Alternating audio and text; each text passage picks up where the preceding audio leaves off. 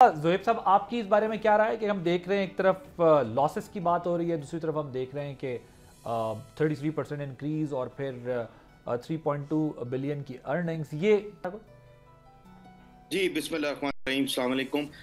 देखें, सबसे इम्पॉर्टेंट चीज़ जो इस वक्त सिचुएशन चल रही है, मैं कहूँगा सॉर्ट ऑफ मिस इन्फॉर्मेशन। जितनी आईटी सेक्टर है या स्मॉल मीडियम आईटी कंपनीज हैं, वो ज़्यादातर फाइबर या फिक्स्ड लाइंस पे अपना बिजनेस कर रही होती हैं। और as per my information and talking to all the major stakeholders, fibre पे या फिक्स लाइंस पे पिछले 2-3 सालों में इंटरनेट पे कोई बंदिश नहीं आई है।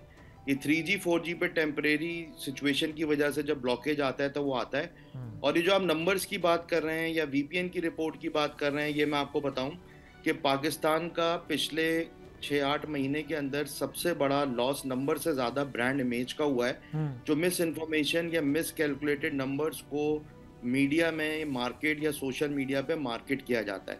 ये सबसे बड़ा लॉस है। दूसरी बात आपने इंक्रीज की बताई। पाकिस्तान को आईटी की जो एक्सपोर्ट्स हैं उसमें जो बड़ा डैमेज है वो प्रोपेगेंडा की वजह से ज्यादा हो रहा है as compared to any other factor.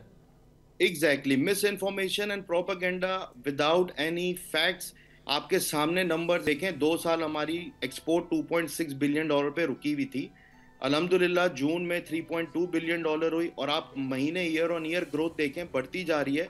और अगर इसी तसलसल से चले हम इंशाल्लाह, तो हम 4 बिलियन तक तो जून 2025 तक पहुंच जाएंगे।